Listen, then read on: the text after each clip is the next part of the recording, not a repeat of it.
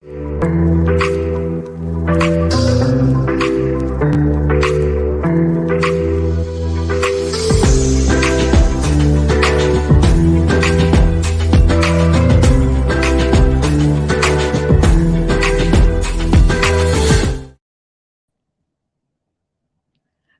everyone, welcome to Tipping Point, the power of clarity, where we go live with experts on how to unlock your potential and maximize your performance. I'm your host, Reha Zamani, and in my 15 years of being a coach, I've learned two things. Number one, people want inspiration.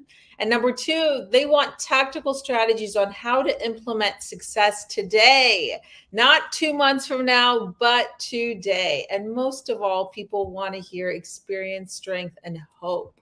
And so today, and I feel like I say this about a lot of guests, but this is particularly a very, very special episode for me.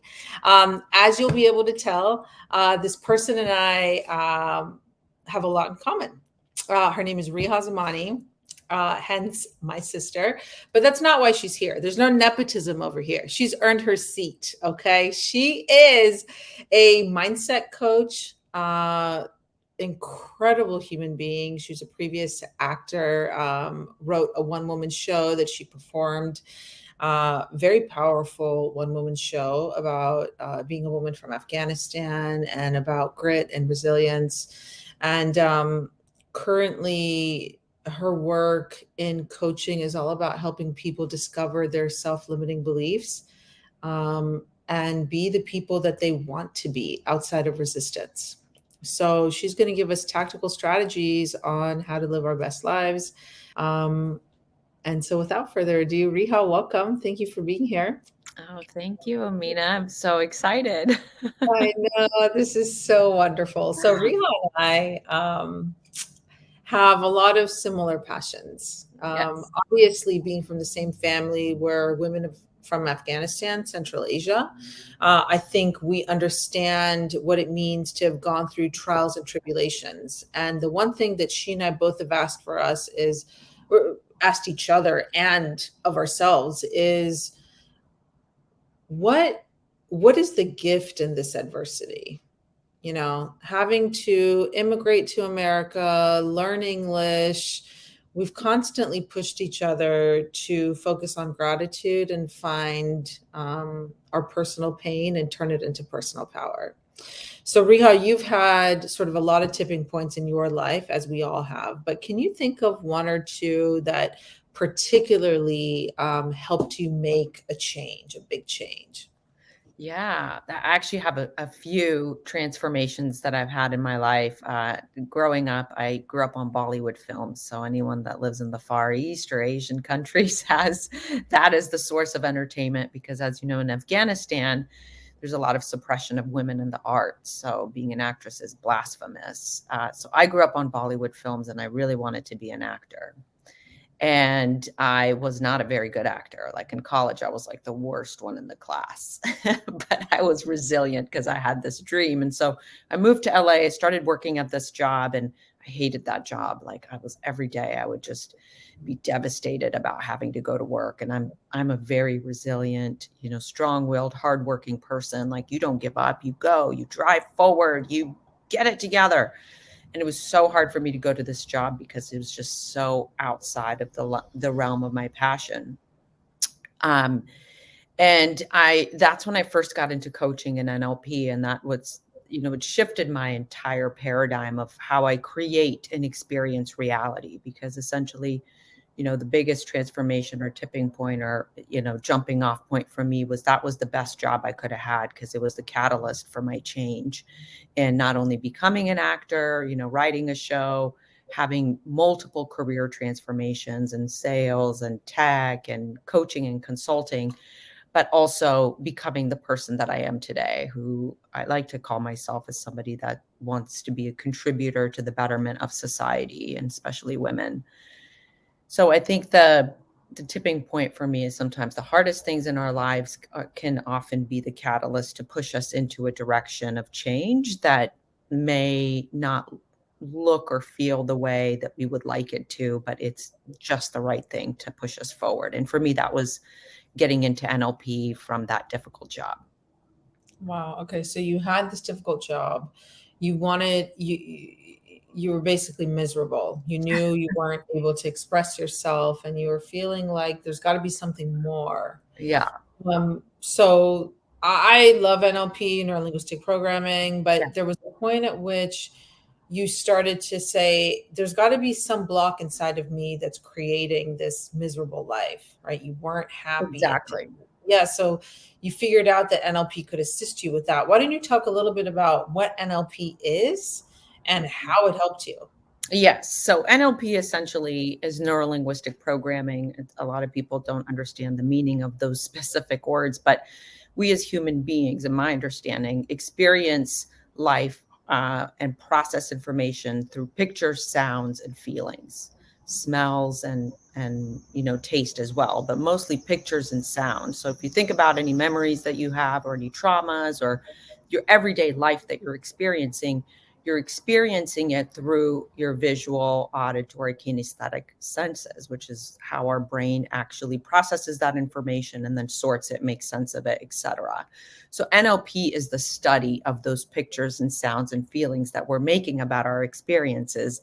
And so if you can get to the, like, I'll give you an example. So somebody that might be really depressed is really good at making pictures and sounds about the past, like their regrets. They're really good at having a picture and sounds of those experiences that made them miserable and stuck in life. So they're really good at that. So if you can change those pictures and sounds to something more positive or more well-formed that they can feel more propelled to in the future, they won't be depressed anymore.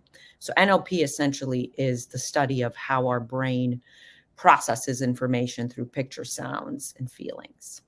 Wow. Yeah, that's a really great description. I would say also it's like the science of success and modeling people, right? Like Exactly. I Yeah. I think it's interesting that you got into it very young. You were in your early 20s and you sort of maybe even hit a quarter life crisis, right? You Yes. you were in a situation, you felt stuck and you said, "What is the pattern inside of me that's creating this life? I want something Yeah. different." And so, how did NLP specifically help you? Yeah. So as an actress, and anybody that's done any type of art medium, it's competitive. It brings out maybe just some of our biggest insecurities. I'm not tall enough. I'm not thin enough. I'm not dark enough. I'm not light enough. I'm not this enough. I'm not that enough. So all these limiting beliefs.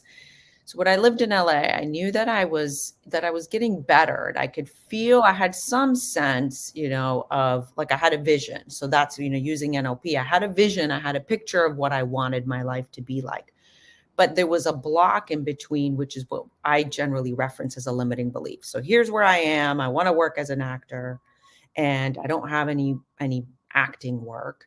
Here's my limiting belief that I don't really believe I have what it takes, that I'm not talented enough. And then here's my end outcome, which is I want to get paid as an actress and work in film and television.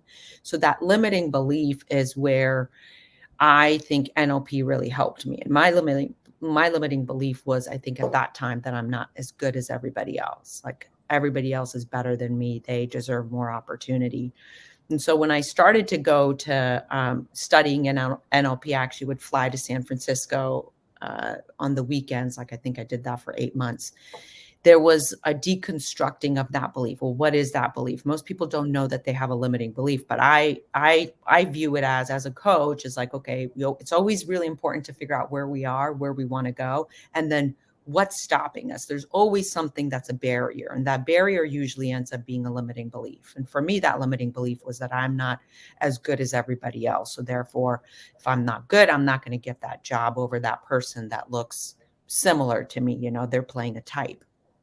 So NLP really helped me get clear on where I was, where I wanted to go, which I was kind of clear on, but most importantly, what my limiting belief was. And then the programming of deconstructing that limiting belief, like, what is the pictures and sounds I'm associating with that belief? Because beliefs are essentially things that we say to ourselves over and over. It's our self dialogue. That's how I like to view it. And in in my journey and kind of accomplishing my goals is, my daily self-talk is a direct derivative of limiting beliefs or empowering beliefs. What am I saying to myself as I'm experiencing challenges or even breakthroughs? So this is a long answer to a very simple question. what did I what what did I do to help myself break my limiting beliefs? As there's, in NLP and any coaching, there's processes that you can walk through that help you turn that limiting belief into an empowering belief. Yeah. Yeah, and as a result of that, I started working. I started booking more work. I was actually getting paid for doing what I loved. Yeah, that's amazing. Yeah, and I think it's, you talk about the limiting beliefs and you having a specific limiting belief that I'm just not as good as everyone else. I Yeah. mean, if you dissect that belief, everyone's better than me, I'll never measure up, right? And I think a lot of people can relate to that limitation. And it comes from different places for different people. But the crux of it is we all have limiting stories that we tell ourselves. And like the Yes. first step is to recognize that number one, we all have them. We're not alone. And then number two, what are you going to do about it? Like Yeah. you can actually change your thought process. I think like you're such an amazing living example of somebody that is so introspective, right? Like you had enough cognition to say something's not right and I can do something about it.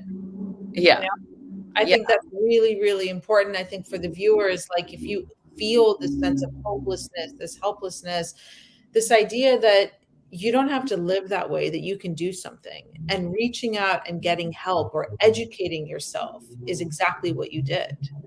Um, Exactly. yeah, and it led to positive results, and Yeah. so it's definitely possible. And I think that, to be honest with you, you and I started from, I think, lower bottoms, being from a culture of, being from Afghanistan, Central Asia. Women are definitely not equal. They're definitely not respected. And not only that, the possibility of a woman having choices, having beliefs, and choosing for themselves kind of doesn't exist, right? And so no wonder you had that limiting belief. It's a cultural limiting belief. And Yeah. so as you started to learn about NLP and yourself, at what point did you start channeling it outwards? At what point did you start implementing it for the greater good? Yeah. So I think one thing that we get in NLP, which is I'm smiling because I'm accessing that old picture and that old sound, from the process, is that there's always a hierarchy. So there's, neurological levels that we call it. It's like what it ultimately we want to do things that are for the betterment of ourselves, those around us, and essentially the world. And so my biggest value in acting was freedom and contribution. So those were like the core things that were driving me to want to act, that were kind of driving me forward to want to. It wasn't just like I wanted to be famous and like get a paycheck. It was like I wanted to be able to be free to contribute to someone else's experience. And NLP helped me derive that. It's like, what was my deeper why? I mean, you learn this in Yeah. sales, you learn this in a lot of other modalities of business.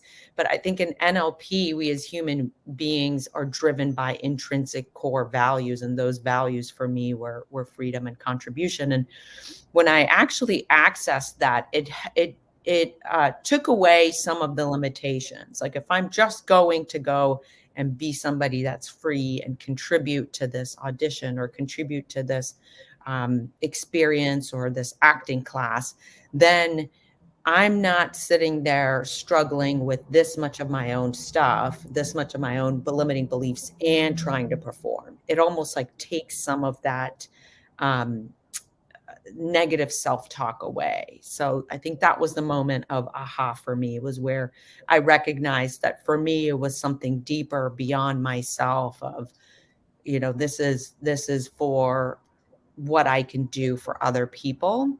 Mhm. And then walking in with that actually really, really helped moved me forward in my career and in many aspects, not just acting. So Mhm. it's showing up to give rather than to take or control or grab or whatever it is. So like Mhm. how can I give? How can I freely give? And that's what it was for me as an actor was how can I give as an actor? And what was I giving? Well, I was giving them an experience, and it was a unique experience through my performance.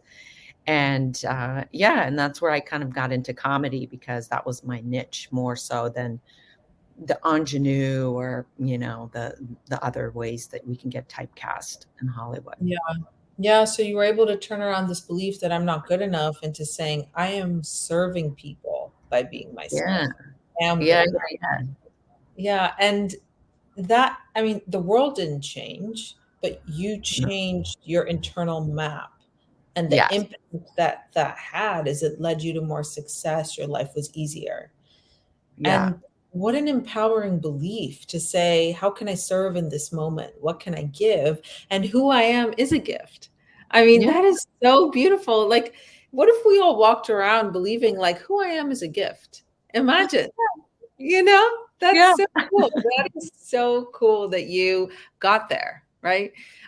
Yeah. You do mindset coaching, and I think it's really important to note that you have fundamentally changed people's lives. I mean, I people have said working with you, they've gotten instant clarity, they've had life-changing decisions, people have gotten promotions, new jobs, different relationships, and it's not you per se, Yeah. but it's a system and a process that you use, leveraging coaching, leveraging NLP, and I think holding a really positive space for them. So, Yeah. what do you deploy? Like, what are your fundamentals about having a mindset for change? Yeah, I'm a big proponent of self-coaching. It's like anybody that's here at this podcast or anybody that seeks self-development, like why do we read books, go to seminars? It's because we're trying to find a way to intrinsically change ourselves or Yeah, transform. And yeah, my big belief is that when you have a process, you can then apply it, which in acting or NLP or sales or whatever you're doing, there's a process. There's a process for success. So yeah, in NLP, you model successful people. So a successful person, what do they do when they go into something where they're having to perform? Well, they definitely have a picture image in their mind. They have a feeling and they're saying something to themselves. So if you can model that for yourself, then you've got that process. Now you can try their process on and see how it is for you. But what I do is I help people find their own process. So for example, my process for exercise is it's actually a recipe is rather than seeing a picture, I have to tell myself it's going to be so much fun running down the hill. I don't know why I love running down a hill, but when I run down a hill, I'm like, I'm so free. So it's like I say that to myself. Then I get the picture of myself running with the wind, and then I feel excited and I want to put my running shoes on and run. So that's my recipe for motivation is that I say something to myself, I visualize a picture, and then I get the feeling. So in like you said, the process, everyone's has a different process. So if you can get to as a coach, I help people determine what their process is. Everybody has a process for things that are motivating, exciting, happy, that propel them forward. And they also have a process for things that are negative, yeah, limiting, and deterrent. So if I could just say, a takeaway is next time somebody has, or if you're feeling stuck or unmotivated, just get in touch with like, where do I feel this? What does it look like? What does it sound like? And what is the feeling? And most likely you'll have a picture, you'll have a sound, and you'll have a feeling, and it'll be drastically different than say something that you enjoy. wow, yeah, that's so true. In NLP, they call it submodalities, right? What am I seeing, and how can you replace it? You're right. I mean, this is such a good reminder for me. Like, it's so important to not believe every thought you have, to Yeah. actually take a step back and say, oof, this doesn't feel good. This is not an empowering thought. What do I want instead? Yes. What am I seeing? What am I hearing? Who told me that? I mean, to be honest with you, this is really compelling for me, right? Because I'm in Barcelona right now, and I keep thinking, man, it's going to be hard to adjust to this country. I can't speak Spanish, all these things. And then what you're reminding me of is to ask myself, who told me that it's got to be hard? Yeah. Like, where did I learn that change has to be difficult? Like, maybe Yeah. it doesn't. Yeah. Maybe it can be easy. Maybe it can be Yeah, fun. yeah, maybe it could be easy and fun and adventurous. That's great, right? So, Yeah. as we begin to wrap up, I think it's very, very clear that your mindset is self coaching. It's self dialogue. It's asking yourself these really simple questions that are super powerful. What am I seeing right now? What am I hearing? Right. And what do I want instead? It's really easy to say, this doesn't feel good. This is what I want instead. Yeah. And then at the end, you visualize, here's what it'll feel like. Here's what it'll look like when I have what I want. Yeah. So what if people can't do that? What That's if they try to, if they try to visualize and they can't get there?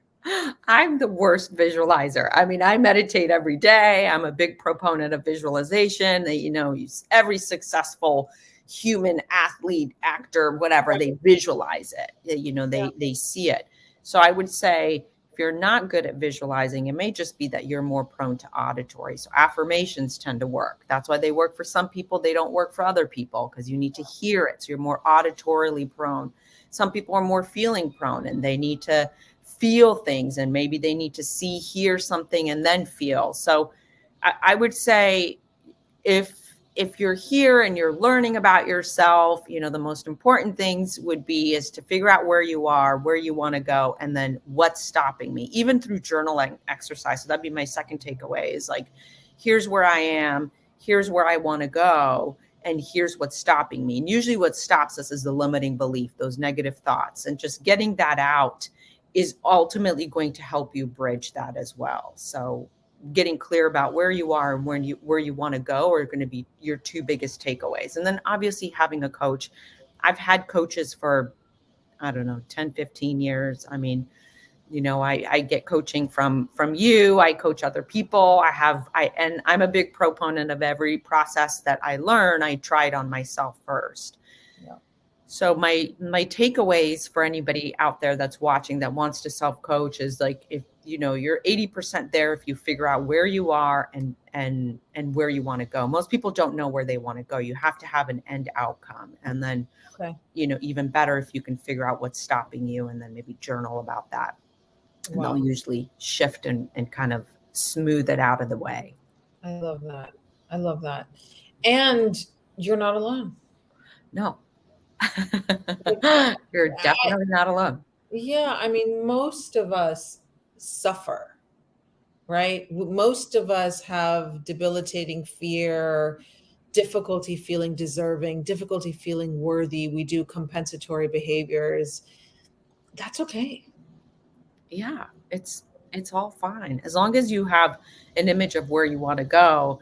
And I think that's where coaching helps. You can do self-coaching, just having an image that uh, you go to on a daily basis or weekly basis. People have coaches for that, therapists, other types of teachers that help them go towards a vision, towards a Yeah. purpose. So Yeah. That's amazing. I love, love, love your idea of self coaching. That's brilliant.